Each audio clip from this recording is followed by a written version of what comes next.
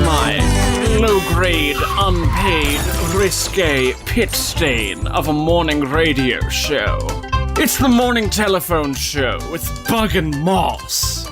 Delightful, darling. Whoa! From the skittering studios underneath your favorite rock. It is 7:06 o'clock on the Bug and Moss Morning Telephone Show. That was Az doing her best Tim Curry.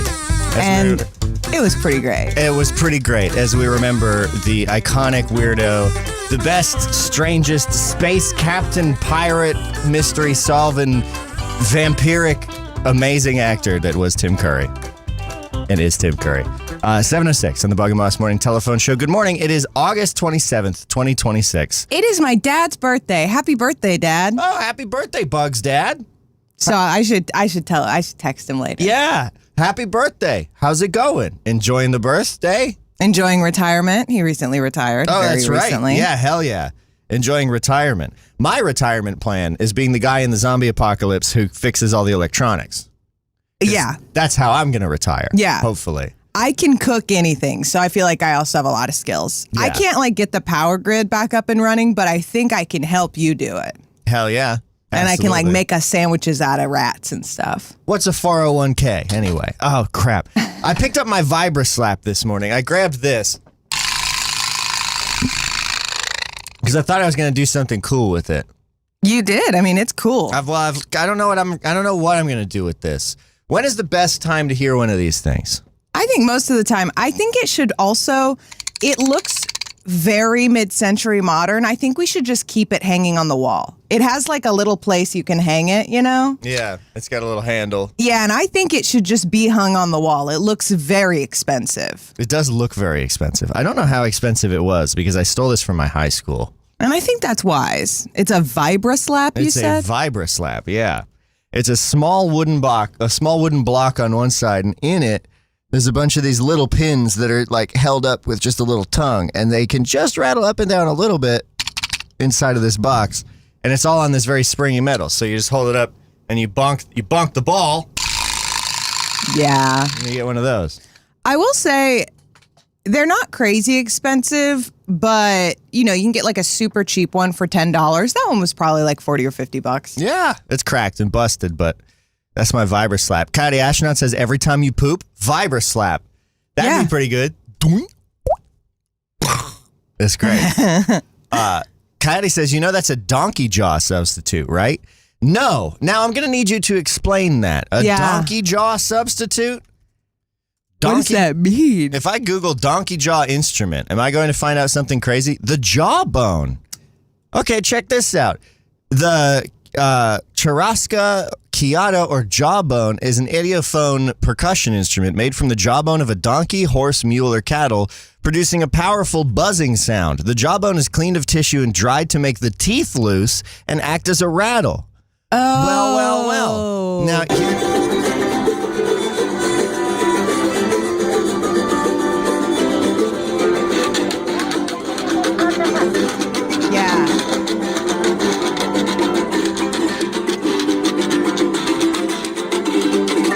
interesting. I can totally see that that's where this came from. And I've definitely heard the donkey jaw before, or something that is much more like that in maybe mariachi music. That was, as soon as you said it, I was like, that is a familiar sound. That sort of dry, raspy thing. I did not realize that. I also didn't realize there was a class of instruments called idiophones. I know. I Googled that as soon as you said it. Yeah, it's any musical instrument that creates sound primarily by the vibration of the instrument itself without the use of airflow. Strings. I almost was like, I'm an idiophone, but you need airflow for people sound. Yeah. Yeah. Good morning. Bit of a scatterbrain start to the show. Bug and I rolled out of bed 10 minutes ago. We're going to try it again, folks. This is us being accountable to you. We're going to, one more good college try. Going to bed early is on the table. Enough. Yes. Yeah, that's our goal for tonight and in the future. We've been trying for years, honestly, and it's to middling success. It's hard because we both have a brain disease and we want to like get as much done during the day as possible, but then we also like each other and we want to hang out, and it is super easy to be like, oh, we didn't get to spend any time together, we should just we made the mistake of starting to watch Dimension 20 to unwind in the evenings, and those episodes are long, and boy are they good. Yeah. And so we'll be like, all right, we're gonna be good and we're gonna go to bed on time. I'll be watching Dimension 20 and be like, maybe we could do one more, and that's a bad idea. To be fair, we haven't actually done that because they're like an hour and a half. We'll just watch one and start it kind of late. Yeah, well, no, we put it on after watching Make Some Noise the other night. We've been bad. We've been a little Blueberry bit bad. Finch wants to know what season. I've been advised to start Dimension 20. Also, this just to make this whoa. Cool clarifier. Let me really back that clear up. things up. To make this conversation less opaque, Dimension 20 is a tabletop role-playing, a Dungeons & Dragons show hosted on Dropout with a bunch of comedians playing Dungeons & Dragons.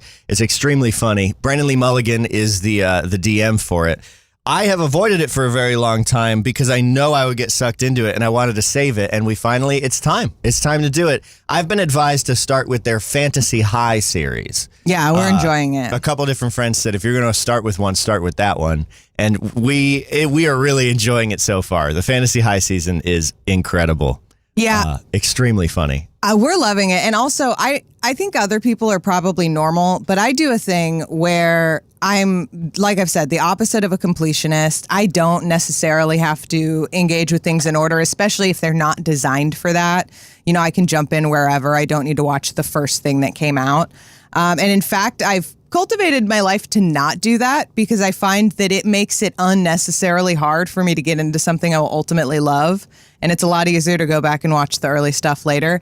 All of that to say, I know some people who are really regular about the way they consume media. Our friend Haberlin, friend of the show, as you all know, for one example, is the kind of person. She's the ideal. Would you describe Habe as normal for media? I feel like Habe is the most avid and systematic media consumer. Well, what I mean by that is she's your ideal consumer. She is the person you make stuff for. She will listen to every episode. She will listen to them in order, and she will listen to them on time. Yeah. I don't know how she does it, TBH. It's incredible. If you make a podcast, you're making it for Habe. She's heard it. It's crazy. And I, on the other hand, Habe once told me I have a lot of actual plays in rotation. I have one right now, so I'm not going to be able to start another one for a while. I instead started Dimension 20 and Side Character Quest at the same time. Mm-hmm. So I'm just doing that right now. That's all my media. Haberlin, good morning to Dean and good morning to Landon, who have just jumped in. Speaking of Landon, Haberlin, I had mentioned to her a while ago. I was like, oh yeah, I'm doing this. I recorded a cameo for Redacted. I voiced a very, very small character, and I was like, I'm about to start listening to it. And then the next time I saw Habe, she's like, oh, I'm caught up. I don't know how the hell she does it. She just listens to things all the time. It's great. I used to be like this a little bit, and I think it's her FOMO. She can't be left out of the conversation that's happening around stuff. So as soon as you were like, oh, I did something, she's like, oh, I'll find out about it. I know everything now. Mm-hmm. Context is here. I have it.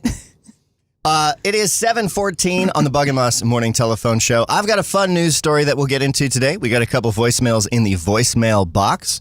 What have you got going on, Bug?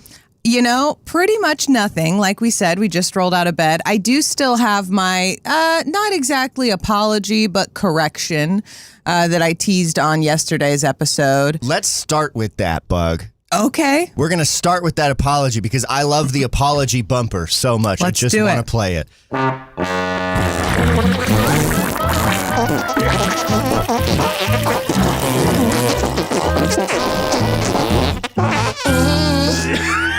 On a previous episode, Bug or Moss or both said something dumb. Let's circle back. What the fuck, dude? So, I just want to clarify. I did say that I overall do not like the name Matthew. Okay, wait. Did that come back to bite you in some manner? Well, no. I just wanted to clarify. There are a lot of Matthews that we like. Matthew Bliss is sobbing in Australian right now. Well, so here's my reasoning. You just did it. You didn't call him Matthew, did you? You called him Matthew Bliss. I did call him Matthew Bliss. That's his name. And when you don't call him Matthew Bliss, you call him Matt. I also have a cousin named Matt. who's a huge fan of 13, but I don't know if he listens to this show. And I assume his full Christian name is Matthew. And then we've also talked about regarding French Matthew, Chloe's fiance, Bug Fan Club. And I think Matthew has a sort of difference as well, obviously, in the way you say it. I want to clarify, I think I understand better how to communicate what I mean. There are some names that I think don't really stand on their own. And I think you see this a lot. Listen. Okay. You see this a lot when people become first name, last name people. You know, you always kind of call them by their first name and their last name or some kind of nickname. And to be clear, there's lots of people I like with names that I don't think stand on their own. Mason is one of them. Hey, you don't think Mason stands on its own? I think it's super weird to say Mason by itself. Really? Yeah, how often do I do it? At least a couple times every day. I don't know if that's true. Yeah, I mean, you're married to me. And that's my name. I have to refer to you sometimes, and so, like, I do that. But have to refer to me. Yeah, because it's just like... I'm like an inconvenient pimple in your life. No. My name is a zit, and you're like, ugh, I guess I gotta pump that. You need to calm down. I think that there's a similarity between these names. They're super, super round. Round. Like Mason. And your name is round too. Your name is Mason Washer. Yeah. It's like it's like rolling a ball around in your mouth. Yeah, it kind of sounds like a couple of like SpaghettiO letters got stuck on that in your mouth when you said it just now. I was making fun of Mason when he was moving to Kentucky because I was like, you're going to move here with a name like Mason Washer? Like it is such a mouthful to say. Well. But yeah, so I want to talk a little bit about names that I can't take seriously or that you or that the listeners can't take seriously. And what I mean by that is that they're really difficult to say in a serious moment. And an example of that is like, did your parents ever call you by just your first name when they were upset with you or being serious with you? Or was it always your first and middle or first and last? If I was really in trouble, it would be Mason Amadeus Washer. Yeah. So that would be it. Yeah, that's kind of what I thought. It'd be the full three. You know, you get the full three when you're in trouble. My parents would never use first, last. It would always be full three if in trouble or the first one. Also, people call me Mace a lot growing up. Yeah, I would get the full three also. I mean, I think that's pretty classic. I don't think that's an indicator. I also don't think I have a particularly strong name. Like, it's fine, but I don't really like to refer to myself either. So this is not coming from a place of, like, giving hate. It's just like, I also am not a huge... My name is also super vowel heavy and has like a weird sort of mouthfeel. We have two Matthews that we're now offending in the chat. We've got Matthew Bliss and we've got Colin Matthew Parker. I'd like to point out that it looks very much like Matt Bliss is agreeing with me. Well, Matt says, as the resident Matthew, I can appreciate what Bug is saying here. Perhaps the syllabic inflection of the hue at the end might mean we feel that it's empty. Also, so many Matthews out there, we need to be differentiated, so the double barrel got to come out. Yeah. I also, Matt has clarified that his pronouns are Matthew. Matt and Thew. Yeah. Dean says any name ending with an E is hard to take seriously when angry. Fully agree. I don't know. I think I could take Matthew. Like if someone said Matthew, I could see think that's only because it's in the Bible. Yeah. I think it's only because like pastors who are like professional orators are like, in Matthew 16:16, you know. I've never read that. Well, I've never read it either, but I've gone to a place where they do.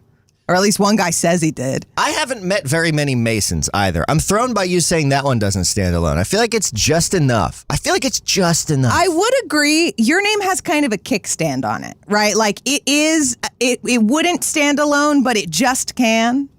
And I think my name's a little bit like that too, because Brooke has that K. Right, that K is pretty strong. Yeah, you have a K that adds some punch. Dean has said Becky, Gary, Stevie. Those are all pretty hard to say in an angry tone. Becky.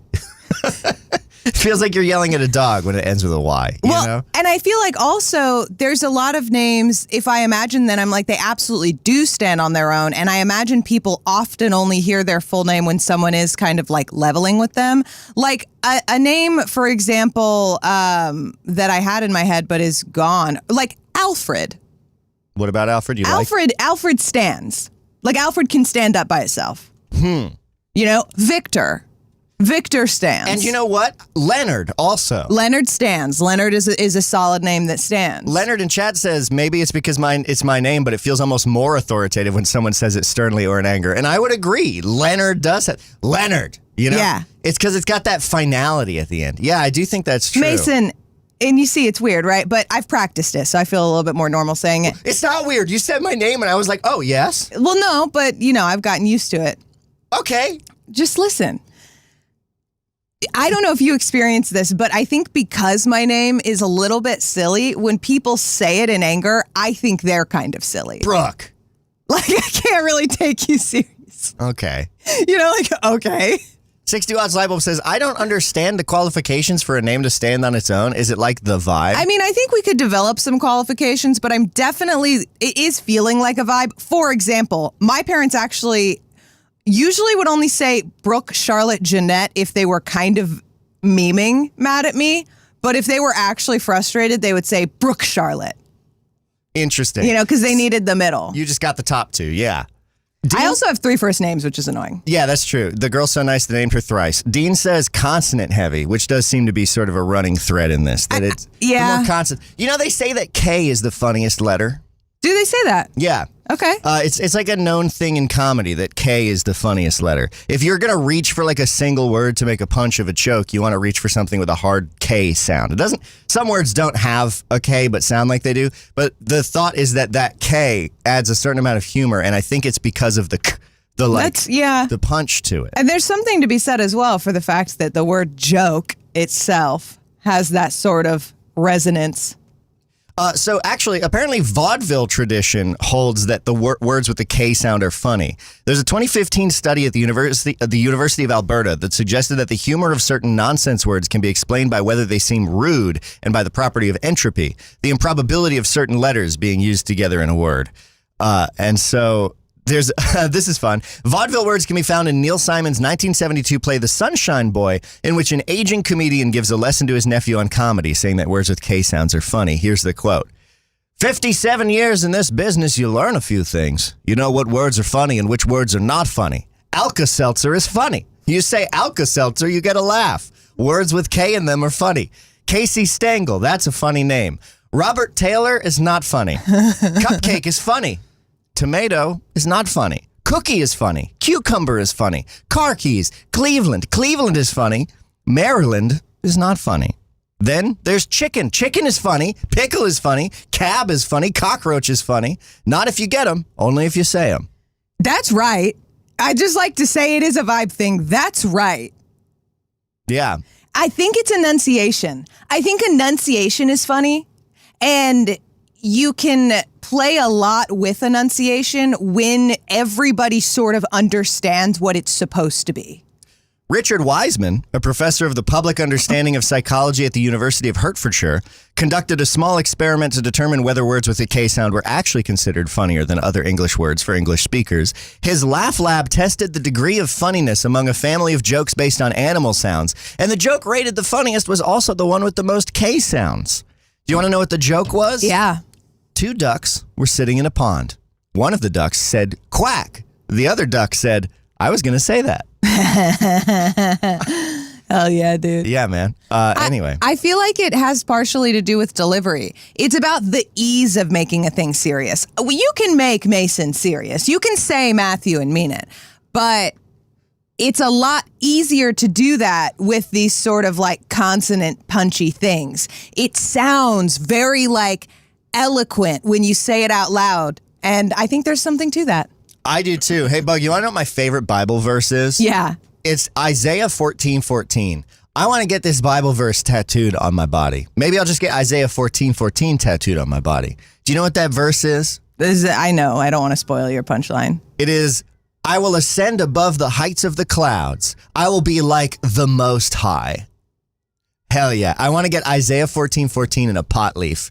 And those who know will know. And he's going to be like the Most High. I'll be like the Most High. Hell yeah, brother. Anyway, checking in on chat. Dean says he got the full name, Yell. Dean Meechin. Blueberry Finch said, I def think it's a vibe thing as someone who spent a lot of time curating my first and middle name. Mm-hmm. Dean says cuckoo. Emily says, the fuck you say about Maryland? We literally said Maryland's not a joke, Emily. Yeah, we'll take it Calm down. We're taking it very seriously. Don't worry. 60 Watts Lightbulb says, I think by these standards, I have a weak name, IRL. This is when we find out that Lightbulb's IRL name is Ooh. Lightbulb's real name is just 4 O's. Yeah. Ooh. And that can happen. And then last name, 4 more O's. Yeah. Ooh. Ooh. Can you imagine a parent? Can you imagine Mr. and Mrs. Ooh yelling at their kid, Ooh? Ooh, you come here right now. Anyway. 7:25 on the Bug and Moss Morning Telephone Show. I got a story, Bug, a submission. Tell it to me. Will this stick around and turn into a whole thing?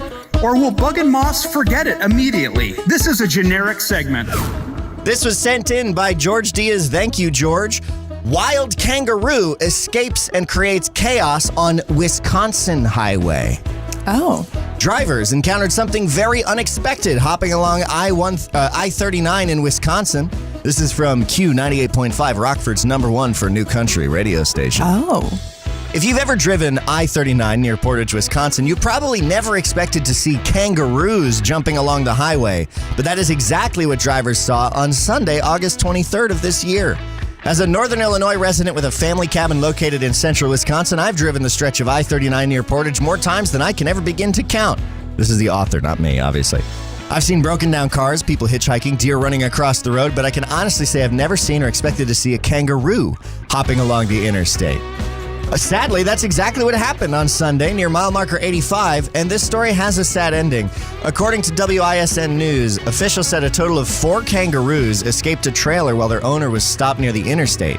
The owner, officials said, was transferring the animals between vehicles. The Wisconsin State Patrol responded after the animals got loose, but the situation quickly turned tragic and 2 of the kangaroos were struck by vehicles, unfortunately. The third was eventually captured by the owner, but the 4th kangaroo is still on the loose. Oh, no. Where did the animals come from? Where were they being taken? How scared were they to find themselves in an unfamiliar environment with vehicles flying past them at high speeds? Especially worried about the kangaroo that's still missing. Hopefully it's somewhere safe, hiding away from the highway and can be rescued soon. If you find yourself in Wisconsin and encounter a kangaroo along the highway or in the woods, please contact the Wisconsin State Patrol immediately and do not try to capture it on your own. Seriously, guys, that's a crazy choice. My friend Thea's in Wisconsin. I think my friend Tracy's in Wisconsin. We'll need to reach out to them, see if we can get some Wisconsin boots on the ground, see if we can find this kangaroo. Or maybe this is the sort of butterfly that is going to cause native kangaroos to stick around in the U.S. I hope not. Yeah? You hope not? Hey, do you want an animal like that you can just encounter? I think kangaroos are pretty cool, dog. I agree that kangaroos are pretty cool, dog. But I'm asking you seriously, you're out in the world and you encounter a kangaroo. Is that something you sort of want to add to the ecosystem? I mean, I am a little bit scared of them because they can brutally murder you. I'd be more than a little bit scared. I think kangaroos probably kill more people than bears. Yeah? Yeah. I don't know if that's necessarily true because I think they're only in Australia. I mean, there are people there. And also, we're talking about proportionally. Don't be a dick. Okay, well, kangaroo deaths per year. Kangaroo attacks in Australia are rare because kangaroos are usually docile. Okay, I was being really inflammatory about kangaroos. I'm wrong. There's a lot of videos of kangaroos fighting with people, like that famous viral video of the man punching a kangaroo boxing style in the face, and then the kangaroo is just like, what the fuck? The thing about them is they have really scary, super sharp claws on their back feet. They're extremely powerful back feet, and they will kick you in the tummy with them, and that will be the end. They also, there is this thing that can happen, and Matt can speak to this more, but because he was telling me about it. There's this, it's either a genetic disease or something that can happen where they become ripped, like super buff. As I just Lightbulb thought said that in was chat. their regular. No, if you've ever seen those pictures of those jacked-looking kangaroos, it's the result of something that is abnormal happening in that kangaroo, but they can develop like overdeveloped muscles and become ridiculous sort of beasts. They are pretty scary. Would I like them in the U.S.? Yeah, dude. Okay. I would love a kangaroo. I'd love to see a kangaroo. I would like to point out that I think what I said while slanderous to kangaroos was probably true because bears kill so few people. Is that true? Yeah. But bears are really scary. Yeah, but they kill so few people. Really? Yeah. I mean, like, seriously. We'll have to crunch some numbers and do some per capita stuff and see if we can figure out which animal's more dangerous. How about I just give you this fact? Since 1784, there have been a total of 180 deaths. I have a hard time believing that. Really? 180? That's not many at all. No. What's up with all the, like, bear scare stuff? What's up with all the shark scare stuff? What's up with all the, in general, propaganda against animals? Well, sharks really don't do much. Yeah, and we have Shark Week. Yeah. We have, like, entire blocks of programming devoted to how scary they are. Dean in chat says no kangaroo slander. Blueberry Finch says no more shark slander. I'm coming for everybody's fave. Let's Yeah. go. Drop your favorite animal in the chat, and I'll fucking dunk on them. Yeah, dunk on their lethality. 60 Watts Lightbulb said, well, if people are afraid of bears, they won't mess with them. That's huge. That's also fair. Well, yeah. because that is the thing, is you're way more likely to get killed by one of these animals if you're fucking with them. Yeah, that's true. Although I've had a couple close encounters with bears IRL in the woods of New England, and every single time was pretty scary for me, even though the bears were pretty far away and pretty chill. But there were cubs a couple of times, and that just makes me want to freak. Well, I think it should be scary. Like, to be clear, it's a scary thing. I think a lot of these things are more like there aren't as many of them where you're likely to be, so encountering them at all is going to be a small chance, and then them actually getting violent is going to be a small chance. Yeah, that's true. Hey, why don't we go ahead and quickly pop our heads over here and take a look at our community partners? Let's do it. It's 7:31 on the Bug and Moss Morning Telephone Show. And the show is made possible by supporters on Patreon. Patreon.com/Bug and Moss. If you want to help join the freaks, fools, and fugitives that make this show possible, they're all found at Patreon.com/Bug and Moss. And shout out to one of them, one of our community partners, Colin M. Parker, who is a variety streamer on Twitch. He streams Monday, Wednesday, and Friday. We do No Bones Crew on Mondays. I'm involved with that. We've been playing Big Walk lately, and it's so much fun. Genuinely one of the most magical gaming experiences I've had in recent memory. Big Walk. Love it. Colin does other games on Wednesdays at 6 p.m. He had previously been doing a Final Fantasy Reset series. Colin always is cooking up some kind of big elaborate thing, so he's got some cool stuff in the works going forward. And then on Friday, Colin does his music shows, including That All New Punk, where they tier list new punk tunes as they hear them for the first time, and WBRP, where Twitch subscribers get to submit one song per month for chat to listen and discuss, all at twitch.tv/Colin M. Parker. Our show is also made possible by Eva Mae Morin, whose book, Check You Out, came out Tuesday. It's available on her website, evamaemorin.com, and you can purchase it at Amazon. Check You Out is a romance book. It's beautiful. It's lovely. Everyone that I know who has read it has said it is phenomenal. I need to get myself a copy and read it as well. We have one. You can Bug read it. devoured it in one day. It's right here on this Kindle. It's on the Kindle. I want to buy a signed one from That's true. I kind of want a from the paper author. copy. Yeah, me too. So we'll make that happen. And you should too. EvaMaeMorin.com. Thank you all for supporting us on Patreon. Hell yeah. We have a voicemail. Yes, we do. In the email inbox. Matt Bliss has rang in now and told us a bit about kangaroos. And if anyone knows about kangaroos, I'm going to go ahead and guess that it's probably Mr. Matthew. Hey, I can tell you guys, as an Australian who's lived with kangaroos all their life, absolutely delicious as a meat. If you can get a kangaroo meat at all, eat it. It's great. I would. But you don't want kangaroos proliferating on your roads. Okay. Procreating, spreading. Because what I expected there to be a joke at the end of that radio news story you were talking about just then is that it came to an unfortunate end that 4 kangaroos got loose, 2 were struck, and no one in the car survived. Because there are 2 animals that you could hit while you're driving in Australia, kangaroos and wombats, and both of them will absolutely fucking destroy your car. Really? And they may, in fact, walk away without an issue. Yeah. Just keep that in mind. I guess. All right, bye. Thank you, Matt, for that clarification. I guess I have no idea how big they are either, which is definitely a factor. I do think also there is something to that. And it's interesting because, I mean, striking a deer with your car can obviously be fatal for you as well. But like, there seems to be a general, like, it's also something you can absolutely walk away from. I think it's a lot more likely to see a deer who has not survived that.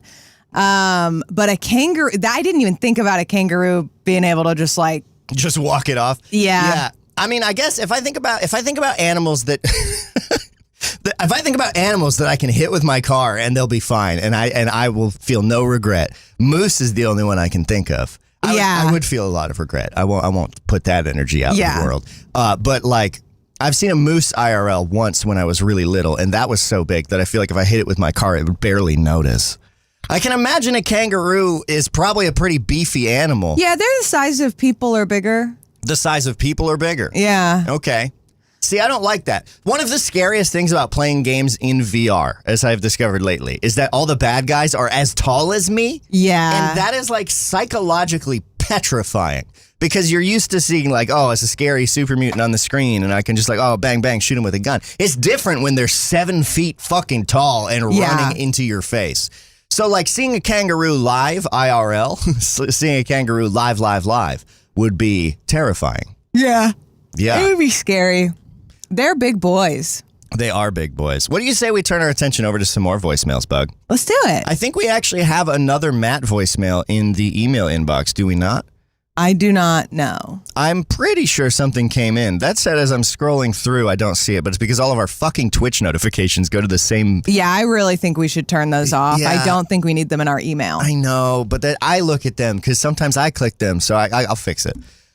We do have a voicemail from Colin, a voicemail that just landed, hot and fresh. This one is steaming. Probably Colin saying, turn off your email notifications for Twitch. You get 15 a day. Yeah, well, whatever. Here we go. This is a voicemail from Colin. Good morning, Bug and Moss. It is your pod boss, your keeper, your best friend, and today, your impatient coffee boy. The drive-thru is taking forever. So I have a question. Sorry about the cough.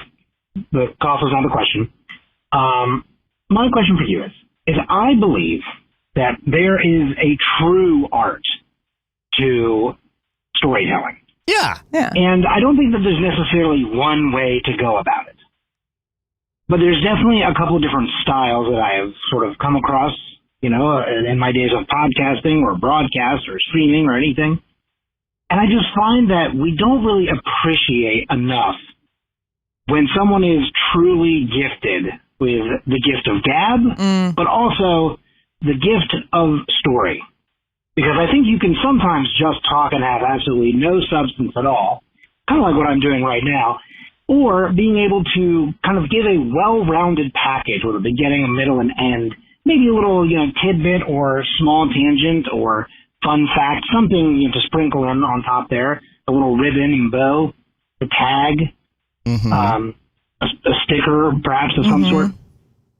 So I guess my question for you, though, is who, you don't have to necessarily name names, but who or what is like the worst storyteller or story that you've ever heard? And subsequently, what is like a good tell sign for you for someone who is good at telling stories? What a fun question. Tell us your story, right now. Thank you, Colin. Thank you for the voicemail. Colin, I love that when you tell stories or ask questions or send voicemails in general, you always get hung up on the physicality of your linguistic devices that you use. The other day, Colin sent me a voicemail and he used the phrase on the other side of the coin. And then later in the same voicemail, he said on the other, well, I guess on a second coin. So on the front of the second coin. and then later he's like, and then on the back of that second coin. And then just now, Colin was like, you know, put a ribbon on it or a bow or like a sticker. That's so Colin, funny. I feel like you very much physically exist in your brain with like little physical props. It feels similar to how you exist in 3D space in your head, which I like can't really conceptualize. Oh, I'm always rotating that apple, baby. He's rotating like crazy. I 24/7. have an answer to this. Okay. I think that the difference between someone who is good at telling stories and someone who is bad at telling stories is whether or not the person is considering their audience. Okay, yeah. I think that the bottom, first of all, Sky is beautiful, looks gay, and that's a compliment. And second of all, I think that when someone is really engaged with whoever their audience is, with whether or not that person is engaging with them, because ultimately I think telling a good story has very little to do with the story. I think it has so much more to do with the experience of the person hearing the story. I think this is something you have to learn, like as a kid, like you very actively learn this, and you notice it when you're around kids who haven't learned it yet. They just want to tell you stuff because they want to tell you. I I've always struggled with telling stories. I am not a very good storyteller. I'm not Really? good at yeah, absolutely not. I'm not good at giving a concise and entertaining like recounting of Okay, events that have actually, I'm happened going in to my life. disagree with you. I think you're good at giving an entertaining retelling of something that's happened. I Really? would maybe not accuse you of being concise, but concise isn't even the problem. It's like, I wouldn't accuse you of giving me all the information, but you are entertaining. You are very connected with how the other person feels about what's happening. I don't know, because a recurring theme throughout my life is like whenever I've been at a party and like people are swapping stories about things that have happened, if I start talking, people will start just zoning out and like not paying attention, and I'll just lose the room right away.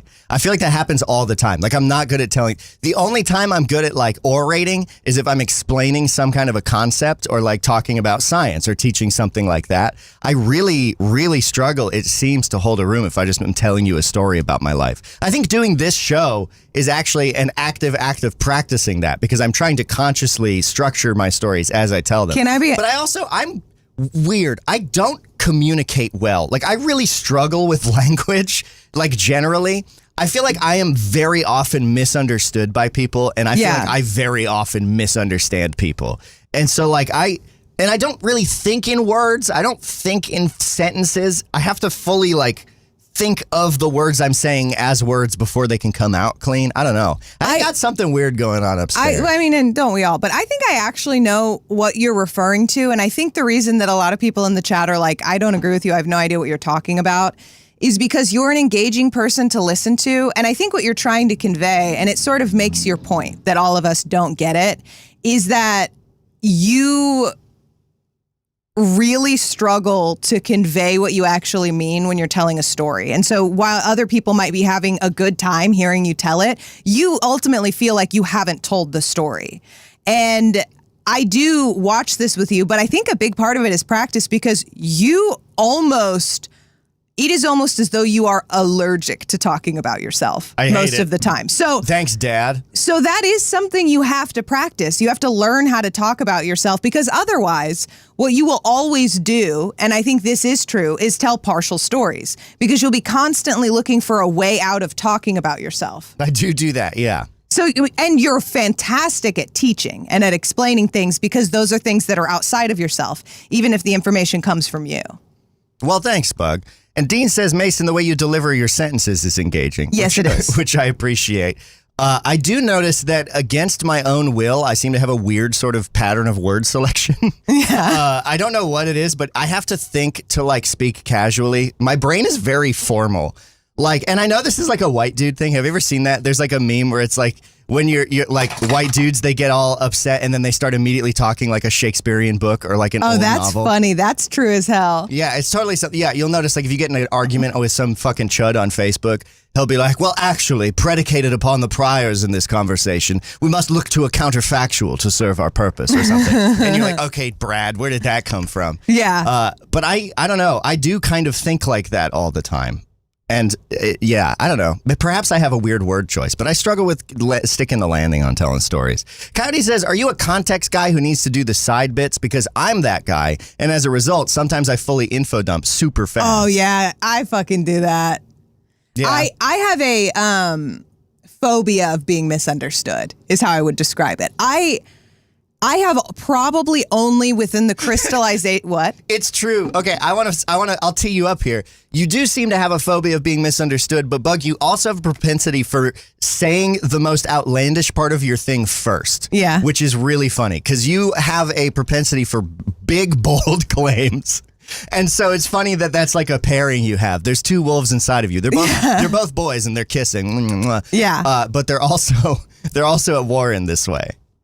Yeah, I mean, I think a big part of it is that I am also famous for burying the lead. So often I think I begin things, the way that I think is that my brain is moving too fast for my mouth to keep up. And it also moves too fast for my hand to keep up when I'm writing by hand. Like, I've always been the kind of person who's like cramping as they're trying to write.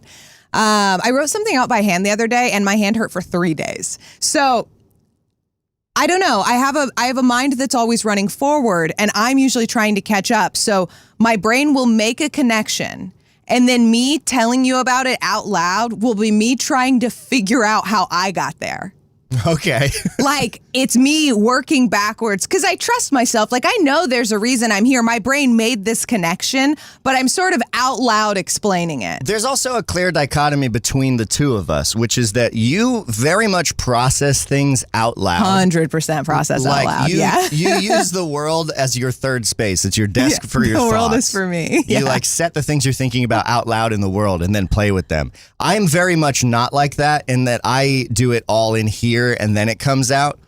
Yeah. And not to say that I pre-plan specifically everything I'm about to say and think before I speak. I do not. I don't know if I do or not. It's weird. I definitely don't process out loud though. Like I try to like work through the points of what I want to say and then get it out. You know? Yeah. And then when I don't is when I get in trouble. It's fascinating. And I think that if any one of you were like present for one of our like misunderstandings, disagreements, whatever you call it, when two people live together and they're trying to make themselves understood, you would immediately be like, the problem is this. But to the two of us in the conversation, the problem is missing. It's buried somewhere. There's a treasure map to it. Like, we cannot remember that we think differently like this in that moment. Yeah. N squared says, I had a friend who will tell stories and say TLDR to try to sum them up midway through, but they never seem to get any shorter. Yeah, that's so real. Yeah. Leonard says, I also get lost in context sometimes, but I like that in other people. I struggle to tell stupid stories at times unless I can speak freely with profanity. Yeah. Oh, yeah. It's a fucking New England thing, man. I actually will tell you that I think I'm pretty good at telling stories, and I don't mean like super good at conveying information, but I think we've all pretty much agreed that's not really what we think good storytelling is. I mean, I think that it depends on what you're trying to do, but I think that a lot of people enjoy listening to me talk. That's probably apparent by the way that I act. If that's not true, probably don't listen to my show. I don't know what to tell you. But I think a big part of it is that like, storytelling is an art form, I think, which is sort of the point of what Colin was saying. Oh, yeah, and we have to answer the actual question, too. Oh, was that the question? No, there's more question. Oh, okay, well, I've seen a couple of professional storytellers, like people who make their living doing that. I got to see Odds Bodkin once. Oh. I don't know who that is, but I assume a professional storyteller. Famous professional storyteller, yeah. Fucking incredible. This guy named Kevin Kling came to my college, and he was a fantastic storyteller. His, like, bottom line claim to fame is that he was struck by lightning twice. And then he kind of builds out from there. But like, you don't need a lot to tell a story. And I think what I'm trying to get at is that when I'm trying to think about like what is fun about engaging with people or about orating is like, I think it's really similar to being a comedian or building a set. You just find ways to sort of process out loud the things in your life. They don't have to be super interesting things. You can make anything interesting, you know? I think it's just all about connecting with people, engaging with the human experience, and like finding ways for people to both relate and specifically not relate to what you're saying. Yeah, I mean, it's the famous thing about comedians. Comedians don't say funny things. They say things funny. Yeah. Right? It's all in the delivery. The question that Colin asked is, who is the worst storyteller that you know? Yeah. And he says you don't have to name names. I'm gonna name names because I don't necessarily know if I want to call this person the worst storyteller that I know, but it's a person who is both the best and the worst storyteller. And that is my old engineering mentor, Ira. I knew you were going to say Ira. I love Ira so much. He is one of my favorite human beings. He's probably the like single most individual person who has had the greatest impact on my life outside of like my family. Mm-hmm. He's the person who taught me everything I know about radio engineering and like encouraged me down that line. And we worked together closely for years, fixing transmitters and doing all sorts of shit in the radio biz. He's the reason that I know as much as I do about all sorts of different things. And fucking awesome guy. He has forgotten more about how the world works than I will ever know. He's like one of those dudes. Literally knows like everything about everything. You can show him a circuit and he'll just like stare at it for a little bit and be like, oh, okay, so this is how each of these bits are. Or like any kind of concept in science. Fucking brilliant mind. He is also the kind of guy who will just keep you going. Because if you get on especially if you bring up New York, where he's from, Oh my gosh. One day I remember I was in my office. I was trying to work on a project and I had pulled up Google Maps for some reason. I was like looking up something to do with something transmitter site. And Ira came in and started talking. He's like, oh, pull up Manhattan real quick. And so then we proceeded to spend 3 hours on Google Maps that I couldn't escape as he told me about various things in New York. And while all of the stories were really entertaining, we were there for 3 hours and I could not get my project done. So there's that kind of storytelling where all of Ira's stories are phenomenal. A lot of like, not aphorisms, sayings that I have in my vocabulary, like giggles and grins or just for jollies and a bunch of other little things have wheedled their way into my vocabulary from him. I love it, but also at the same time, it's difficult.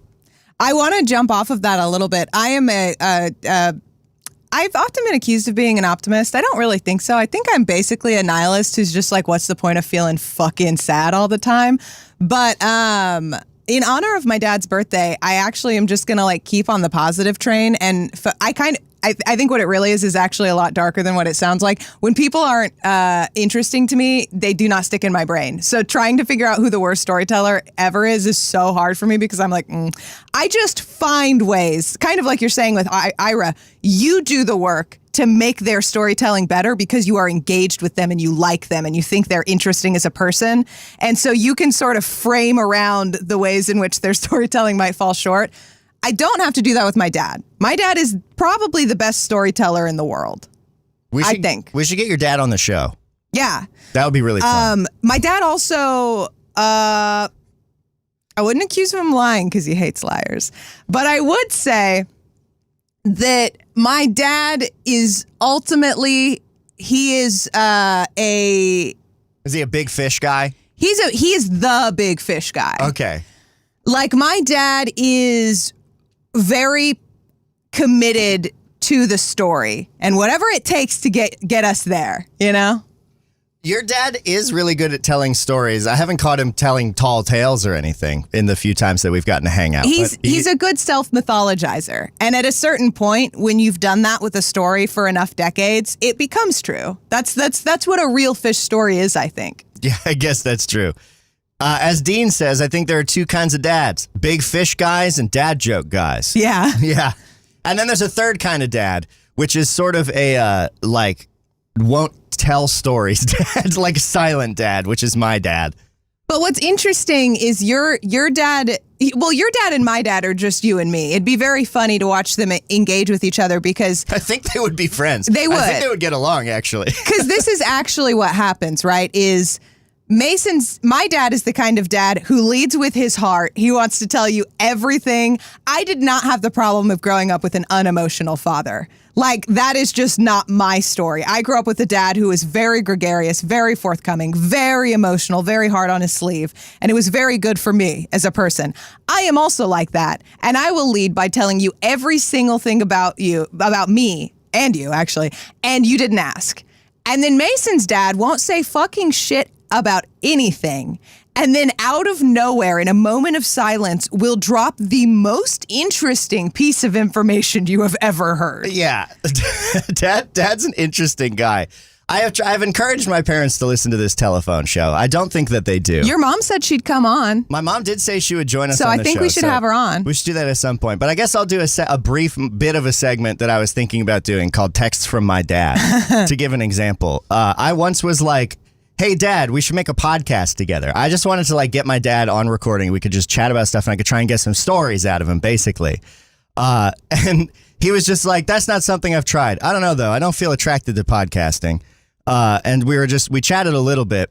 And then he goes, I'm weird. Sometimes I can talk all day about most everything. And then there's the complete opposite. I guess that's not weird. My memory has always sucked, but I really think I live in the present and forget the past. Unless it's wild. Like the time I was walking along the shore of Lake Rokonokoma heading to work when two girls called me over. Explicit stuff not mentioned. And eventually 2 of us walked to New York City hitchhiking and ultimately ended up getting off a bus in Los Angeles. Less angels there than you'd think. Stayed at a New York friend, Larry Izzano. I grew up with him. I got got us, girl and me, a cheap room not long after. She was out screwing around while I found work. We left each other's company 2 or 3 weeks later. At this point, I'm living in Anaheim, California. I think I can be spotted not easily in the concert film Alice and Friends, Alice Cooper, which could date the time frame a little better than I.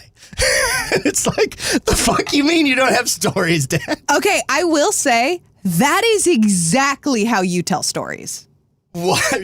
What? You will have the most interesting stuff just like kind of dropped, and then like someone will engage with you as you're telling a story about yourself, and they'll be like, oh my God, that's so interesting, tell me more. And then you'll sort of begrudgingly keep saying stuff, and it will continue to, and then you'll be like, oh, I guess that did kind of like lead to this other fucking insane thing. Yeah, no, and then like after that, I was like, that was like a really crazy story. I had no idea, and I asked some questions, and I was like, I mean, we could just like talk about that. And my dad was like, no, I'm not really a talker. I hate talking on the phone. I don't really have anything to say. That's why I text. And he just like proceeded to send me this thing about how like he doesn't like talking off the cuff. He'd rather do like voices or something with lines or something pre-recorded. So it's you. Yeah, I guess in a lot of ways. But my mom is so gregarious and outgoing. Like she is so very much like talk to anyone, help anyone out. She'll just like see someone putting bags in their car who doesn't need help and be like, I'm gonna go help that person. Yeah. And so like it's weird being a product of those two people because I am like begrudgingly outgoing, I guess. Yeah. I mean, I think that I have all those anxieties that I can tell my dad has. but you have the sort of like, well, just do it I'm that as your mom crazy has. as my mom. Yeah. Yeah, I think that that's really interesting. We do sort of have opposite parents also in that way. Like my mom is, well, it's interesting because my mom is like not shy about talking to people in public. If someone like needs help with their bags or if someone needs to do something, like she's very much like a help other people out kind of person. But she is also an active sort of like, if there's something she doesn't want to deal with, she's just like, we're leaving. Like, and we'll just like be going out of the store. But my mom is the kind of person where when you first meet her, I think you'll be like, she's really shy. And then she gets used to you and is yelling. Your mom was sneaking me cigarettes while we were on My vacation. mom loves that you smoke. My mom's favorite thing that has ever fucking happened is that she can give Mason cigarettes. It's so funny. Not that I'm a frequent cigarette smoker, but we were out camping and we were hanging out. And me and your mom get up to trouble. Well, Mason's like, I don't want to buy a pack of cigarettes. She's like, that's okay. I have cigarettes. We had a great time hanging out. Your mom is so much fun. Oh, gosh, your mom and your grandma are both icons. They are so fun and so funny. Also, happy birthday to my grandma, whose birthday was Catherine? yesterday? 2 days ago, I think. 2 days ago. Yeah. My grandma and my dad, both Virgos. I sent her happy birthday with a cake emoji, and she said, I hope that emoji's chocolate. Yeah, and I fucking feel her because don't give me any of that other trash. Chocolate cake only, thank you. Yeah. Dean says, I feel that. My mom is the quiet one. My dad is the talkative type. Yeah. The SCQ podcast says, yeah, you are that blend, Moss. Yeah, he is. Light bulbs, in regards to the story I told from my dad, said, that sounds like a story Daddy the robot would tell. Yeah, it kind of does. Yeah, it does. Okay. We have come up at 7:58. We're near the end of the show, but we started a little bit late. So what do you say we go do one more voicemail, Bug? Let's do it. Let's do it. We got a voicemail in here from Ty. Oh, I'm sorry. I'm having an acid reflux moment. I'm just going to hit play. This is Ty. Hey, Bug and Moss. I was thinking about seasonal flavors today. Seasonal and I was flavors. wondering, what are your favorite seasonal flavors, excluding the stereotypical ones? I'm talking like, what is the food that you go to that you're like, yes, this is the fall. I'm specifically talking about fall right now, by the way. What are the flavors that are like, oh, yes, fall has arrived? For me, for example, there's a particular type of ginger snap cookie that I discovered during my time living in Philadelphia. That I now very strongly associate with this transition into the fall and then winter. And boy, I'm planning on baking some up next chance I get. Hell yeah. So, what are those things for you? All right. Ty coming to us live from a wind tunnel. That's all. All right, bye. Thank you, Ty, coming to us from a highway tunnel outside of a car. What is your favorite seasonal flavor, excluding the stereotypical ones? So no pumpkin for fall, which is what Colin immediately threw in. 60 watts light bulb said Brock's jelly beans. Okay. These like Easter candies. I'm going to go ahead and I'm going to piggyback off that. Light bulb, I think you and I are on the same page here because I would agree with Brock's jelly beans, but I'm also going to throw out those little sweet tarts that come out around Easter. Those little sweet tart animals. Yeah. I like Easter candies. Oh my God, yummy. Eat them up. After Easter is my favorite time to go to CVS because I can get my Nerds Bumpy jelly beans and fucking devour those and like the little sweet tart candies. So I guess those are kind of seasonal because you can't really find them very often. Although Nerds Bumpy jelly beans have started to become available year round, much to my pleasure. Much to his pleasure. What's the opposite of chagrin? What's the opposite of chagrin? Yeah. Chagrin. Oh, that's so true. Chagrout. That's so true. I love chagrout on like my hot dogs. Oh, yeah. It's a Chicago thing. My immediate thought is that my favorite fall flavors, my first thought before I knew we weren't just talking about coffee was that my favorite coffee flavor for fall is salted caramel. I think it is elite. It's simple and it's fucking delicious. And when they actually have the big salt and put it on top, so fucking good. I love salty sweet like that. Pumpkin spice is kind of whatever. But when I was a barista, there's been some conversation in the chat about whether or not pumpkin spice has pumpkin. When I worked at a coffee shop, we actually specifically made pumpkin spice lattes that had pumpkin in them. And those were really good. That sounds really good. But it's not my favorite. It's not something I get crazy excited about.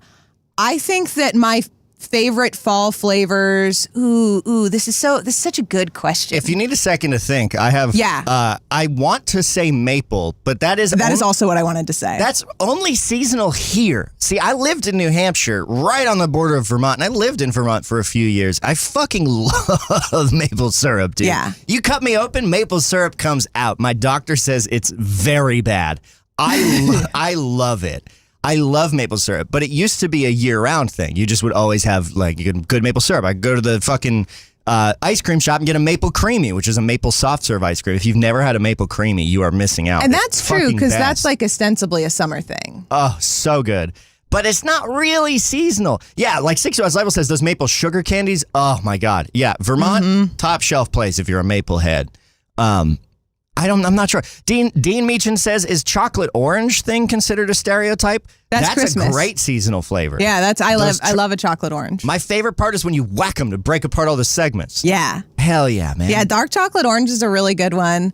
I'm trying to think of what do I get excited for in the summer? Because I think of summer as something where you can like really specifically, I think of, if I'm trying to picture one of my favorite seasonal flavors, it is often sort of wrapped around things that are only ripe certain times of year. Like they're only really good. So you're talking like a down to earth seasonal flavor, like actual seasonal eating. Like when does this fruit grow and ripen? Yeah, there's something about that I think is, like you've talked a lot about like picking blueberries. Like that's very seasonal. There is Gap Mountain in New Hampshire. If you're ever in the southwestern corner of New Hampshire, there's a mountain called Gap Mountain near Mount Monadnock, the famous mountain that stands alone.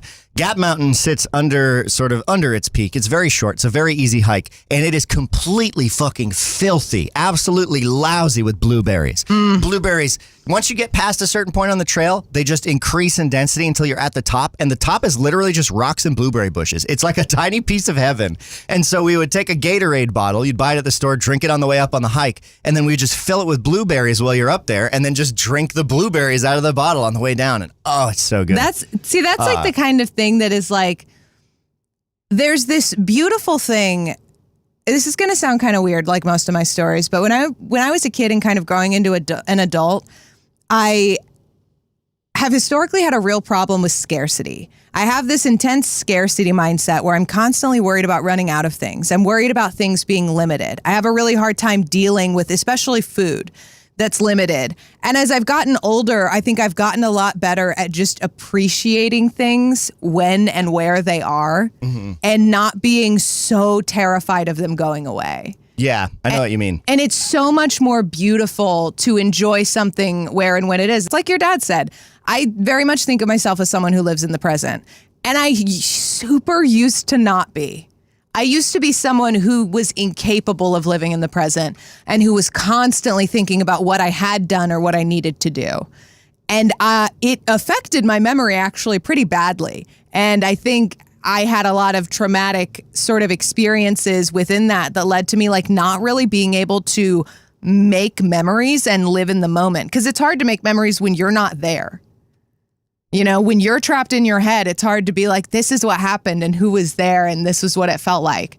And so I feel, there's something about that. There's something about things that come in seasons helping us remember that this is the season we're in. Yeah. I like that. No, and we are really disconnected from seasonal eating. Like, but when you can buy produce year round that is not really grown year round to your local, there is something really special about eating seasonally, especially because the food that you get in that case is more fresh because it probably came from more close to nearby. And I don't think you have to take that too seriously. Just like go to your farmer's market when it's open and like buy things local when you have the opportunity. That's such a cool thing to practice. Joe Dean Hinkle threw in something in chat that I have not heard of before. Joe says fresh tomato toast and Appalachian summer delight. Do you know what that is, Bug? I'm not sure, Joe, if this is what you mean, but I have like a Harriet the Spy type relationship with tomatoes. I think fresh tomatoes, I'm so glad you said that because fresh tomatoes are my number one favorite seasonal thing. Fresh tomatoes taste better than any other tomato. They are only good when they are good. I will eat thousands of them.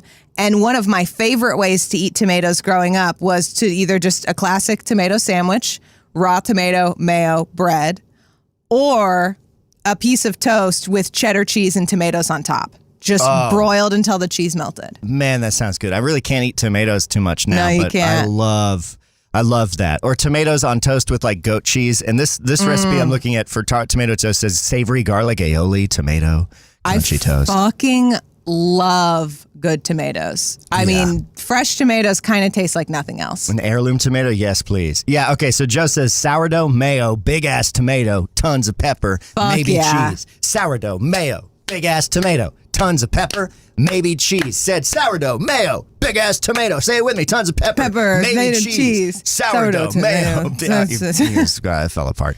Watermelon with salt, says side character quest. Emily says peach. Dean says watermelon agua fresca. 60 watts light bulb says cantaloupe. Also, if you're doing watermelon with salt, you got to throw a little tahini on there. Yeah, absolutely. Fucking so good. Got to throw a little bit of tahini on there. Wow, it's been a fun morning. I'm now hungry for some good fresh food. Thank you for spending it here with us on the Bug and Moss Morning Telephone Show. Hope you're geared up and ready to start your Thursday. Hey, guess what? We are bringing back America's Next Top Portal, except now it's Kenshi's Next Top Hiver.